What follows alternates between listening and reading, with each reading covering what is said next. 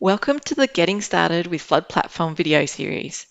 In this video, we will cover navigating the simulation page, understanding the simulation summary dashboard, accessing the detailed logs, and viewing the messages and check file layers in the map view.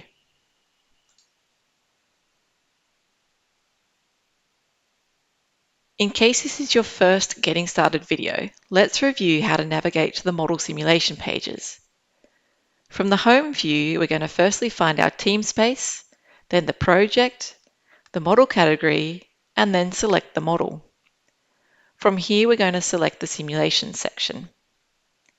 You can see for this particular model, we only have 3 simulations. But if you have hundreds, which I know many of you will, you can update the rows per page and use the arrow keys to move between pages. You can also use the sort options in the headings to bring simulations of interest to the top of the page. Let's pick the HPC simulation and take a look at the summary details. This view has been designed to give you a quick snapshot of overall simulation health. So let's step through what each field means and what each graph is telling us. The top panel is all about the type of the simulation, the hardware, and the costs associated with that run. The solver tells us that this is a coupled 1D 2D TUFLOW model. It's used the HPC solution scheme and was run on a GPU using the 2023 version of TUFLOW, and it's also used single precision.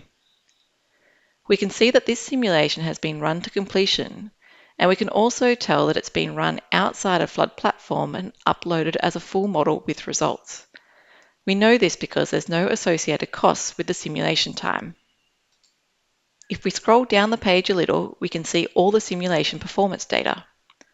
I'll run through each of these quickly, but it's also covered in our knowledge base at help.floodplatform.com, which includes the additional data needed for TUFLOW Classic and Flood Modeler simulations. The computational steps is equal to the total time divided by the time step. But remember, on a HPC simulation, the time step varies, so it's not a simple 2-number division like it would be in TUFLOW Classic. The total volume is the total volume that's entered the model, including rainfall, inflow, and initial water levels. And the total volume out is the water that's exited the model, including boundaries and infiltration. The volume at the start is what water is in the model at the start of the simulation, and this includes the initial water levels. And the volume at the end is the water that hasn't got out of the model. So this might be water that's ponded or flows that have not reached the downstream boundary yet. The volume error. That's the current volume error in meters cubed. A positive value indicates the solution may have gained mass, while a negative value indicates a possible mass loss. So for a demo model, I'm happy to accept that this has got a volume error, but for a real project, I might want to go and investigate this because it's quite high. The warnings during the simulation is a count of the number of warnings encountered during the simulation at the time that you're viewing it. It's pretty common not to have any of these for a HPC run because it has that adaptive time stepping. Then you have the warnings pre-simulation. So that's the count of warnings prior to the simulation starting. And I think it's quite common to have some of these warnings here, which are sometimes justified for what the model is used for. But it's always worth checking to make sure that it hasn't picked up a typo or something unexpected. Let's move on to the graphs. We've got the number of wet cells, which is the cells that are actively simulating the presence of water. A decreasing cell count can be a good indication that the floodwater is receding, or perhaps that just the rainfall has stopped. The calculated 2D time step, or DT star, is only used for HPC runs, but it's the desired time step from the 2D component of the model. You don't really want to see this behaving erratically or see really low values, because this can indicate that there's a stability issue in the model. And then you also have the control numbers for HPC runs. These are the values that control the 2D time step. Now we have a good idea of the simulation health. we can scroll back up to the top and look at some of the details on the other tabs. The input file is just the control files used for the simulation. Always good to check that you're looking at the right model. It can also be useful to check settings if you see something a bit odd in the results, or perhaps you find something missing.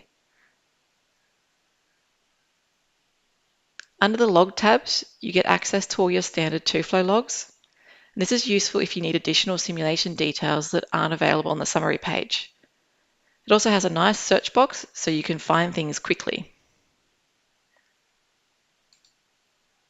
These last two tabs are really for troubleshooting when simulations or result processing isn't working as expected. So hopefully you won't need to use these. Now let's switch to the map view and take a look at the messages and check file layers.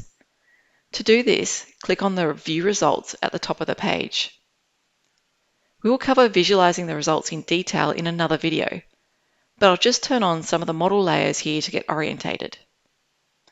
So we'll add the culverts, the channels, and from the model inputs, we'll also add the 2D zone and the cross sections. Under the checks heading, you will see a list of available check files. We can add them to the map and then use the zoom icon to zoom to the objects in the screen.